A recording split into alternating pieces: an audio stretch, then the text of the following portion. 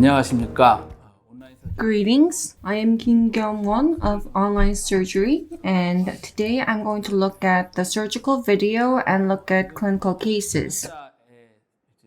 This is the panoramic image of the patient at initial visit, a 65-year-old female patient, and it has been quite some years since she lost her teeth and she continued to live on without her teeth. Because sinus and bone graft are involved, she wanted to postpone the surgery as much as she could. Up until canine on the top left, there's teeth. 4 teeth are missing, 2 premolars and 2 molars. And you can see the sinus cavity, and I assume there's septum here. CT was taken. If you take a look in number 24, the residual alveolar height is somewhat favorable. However, the coronal part of the alveolar bone, it looks quite sharp, like an edge. And in number 24, you'd be able to place the implant without contacting sinus, and you can see septum distal to number 24 here. If you look distal to that, the ridge is quite narrow, and sinus cavity within it, you can observe mucosal thickening. And in number 26, the residual bone is like this. Mucosal thickening is observed. 2 premolars and 2 molars, 4 teeth are missing. The current plan is to place 3 implants in number 24, 25, and 26 and restore it prosthetically. In number 24, the height of residual bone is good, and in number 24, TS3 4.0 by 10 mm implant has been planned. And immediate placement has been planned because it is narrow. On top of it, GBR might be necessary. Using OsBuilder, GBR is planned. Collagen membrane will also be applied. When I use OsBuilder, in general, I use layered graft using xenograft and allograft. It's a sandwich technique. In the area where it's in contact with implant fixture, you use allograft, and on top of it, you use OsBuilder titanium mesh to do GBR. In number 25 and 26, sinus graft is going to be done via lateral approach. I use layer technique for sinus graft as well. And I use allograft first and then xenograft on top of it. I used layer technique to prevent bone resorption due to repneumatization of sinus. Xenograft is also used because of this. Sinus graft is done. Implant is going to be done as well. Diameter TS3 4.5 by 10 mm is being planned. The residual bone height is not high, and the bone itself is like this. So the final drill, I'm only going to do up to 4.0. After that, sinus graft is going to be done and implant is going to be placed. As shown in the lower, number 7 is missing. Number 4, number 5, number 6, 3 implants are planned. If sinus bone graft is planned, and in number 4, because there's dehiscence defect on buccal side, titanium mesh is going to be used. OsBuilder is going to be used for bone graft. And in the distal side, sinus graft as well as implant placement is going to be done. This is post-op panoramic image. Number 4, it looks slightly tilted, but the path is still okay. And in number 4, after implant placement, OsBuilder was used, as you can see on the CT. In number 4, implant was placed, and in buccal dehiscence, where the ridge was narrow, OsBuilder was used to do sufficient GBR.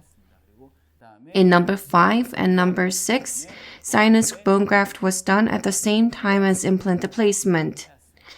If you look at the sectional image, the 3 implants are placed nicely. Bone graft has been done nicely in the sinus as well. In the video, I have used a fibrin glue, and during sinus surgery, when there is sinus membrane perforation or tearing, A lot of people use collagen membrane, but collagen membrane can be difficult to manipulate, so I use fibrin glue. It is fibrin tissue adhesive. To give you a name of the product that I use, from Global Green Cross, called Green Plast Q. I have been using it over 10 years to do repair and do successful surgery, so I'm going to show you how fibrin glue is applied in this surgical video. Let's look at the video.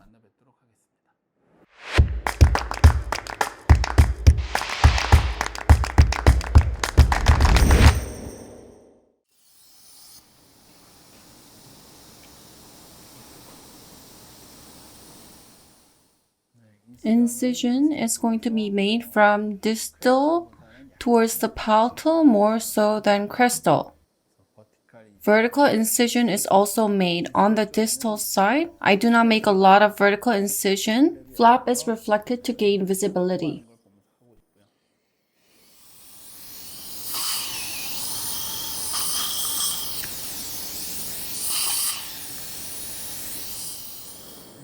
Flap has been reflected in a nice way. This is important in number 4. The residual bone is quite narrow. It's thin.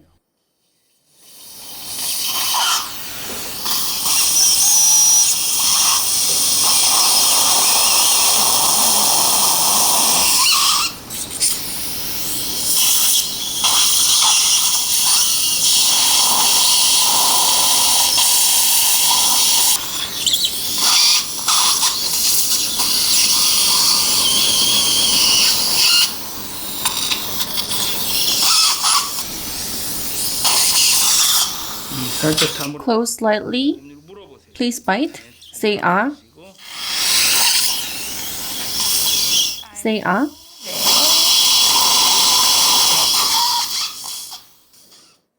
.5mm drilling is done, and the 4.0 by 10mm 1-2 taper drill is used for drilling. And the TS3B, a 4.0 by 10mm implant is going to be placed, and 4 hydrophilic implants. Soak it in the saline ahead, and now I'm using hand wrench to adjust the final depths. 살짝 다 물어보세요. 그럼 어금니를 물어보세요. 예, 됐습니다.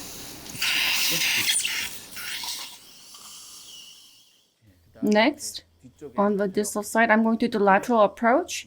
So round burr is used to open window. The window size, horizontally approximately 1 centimeter and vertically approximately 5mm or more. The lateral wall of the sinus is quite thin, so much so that it's all coming out.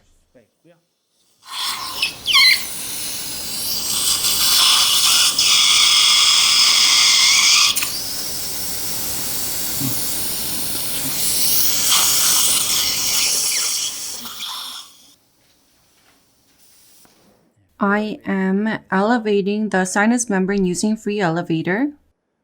I use free elevator most frequently, up until distal area. Next, the mesial side of the sinus. Detach sufficiently here. If you lift the sinus membrane, you can cause perforation. The patient is breathing and you can see the membrane is moving nicely.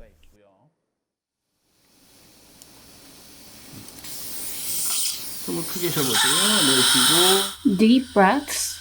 내쉬고.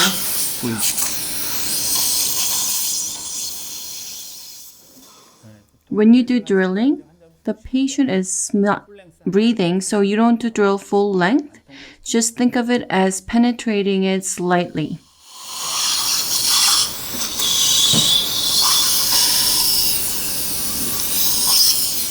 Close slightly. Say ah. Say ah, please.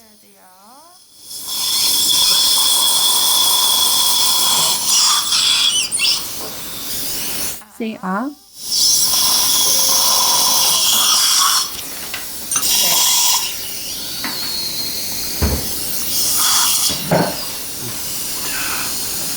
close slightly. 물어보세요. Say ah. 하시고 보이죠?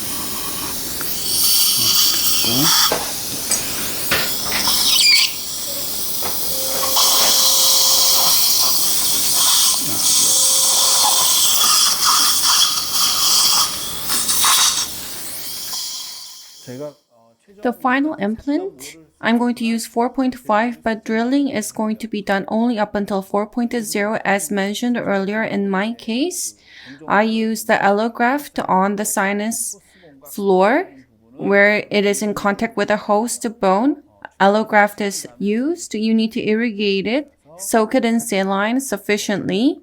The patient is lying down, so it goes distally. However, you need to put it in as if you're doing compaction. Bone graft has been done. Say ah. Implant is going in.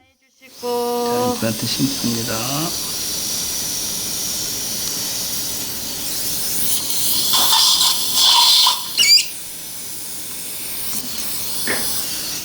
Say ah.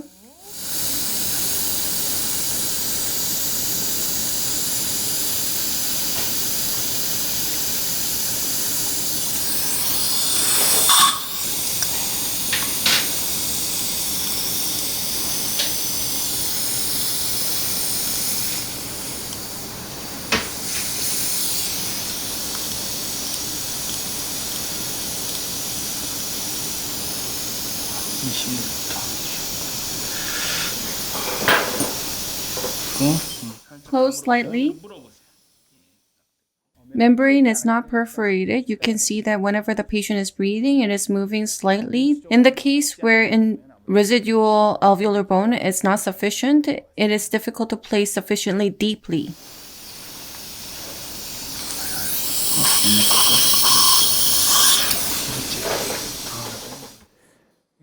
In number 4,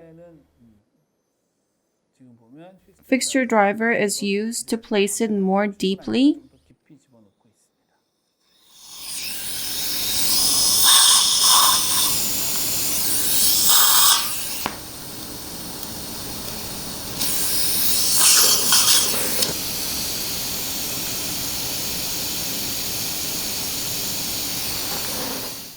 On the medial one, I'm going to connect the smart peg and get the ISQ value. It is 78. The distal ones, I don't think it's going to have nice ISQ values, so I just decided to leave it alone.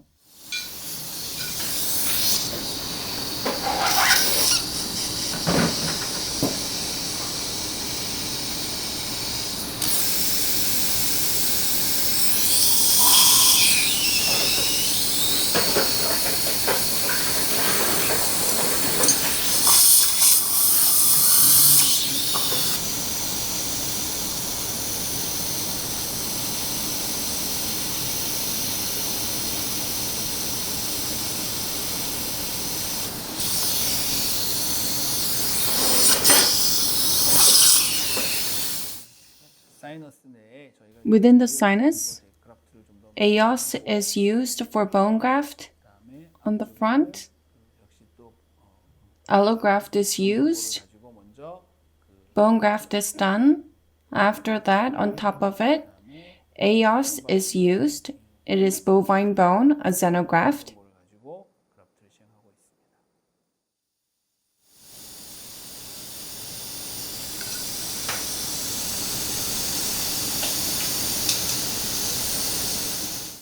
Sinus membrane has not perforated, so fibrin glue is not necessary. However, in order to show you how to apply fibrin glue, I am using it.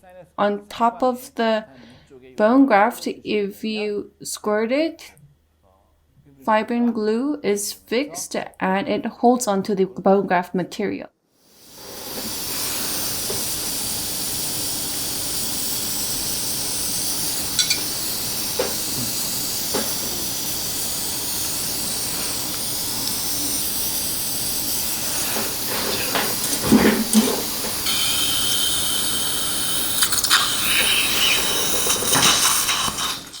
Periosteal releasing incision is made for tension-free suture. Flap is being extended. You can see that it is tension-free. On top of os builder, using os guide, you protect the tissue. Fibrin glue is used to fix collagen membrane.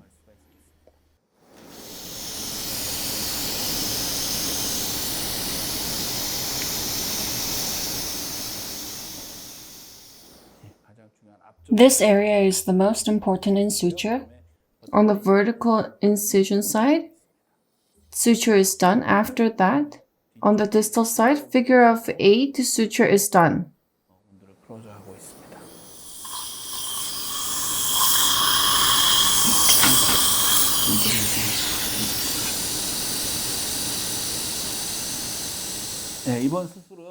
In this surgery, conventional burr is used for lateral approach and sinus bone graft was done as shown. Allograft and xenograft was done. 2 implants were placed, and on the front, the bone width was quite narrow, so os builder was used and layer technique was used. Allograft was used. In the case of titanium mesh, technically speaking, it is not GBR and it is favorable for space maintenance, and on top of it, collagen membrane was covered to protect the soft tissue on the top. And that was how surgery was completed. Sinus graft and GBR using os builder was done. Regarding the fibrin glue, the sinus membrane was not perforated, but I wanted to show you how to apply them. So I used the fibrin glue to show how to use them. Thank you for watching.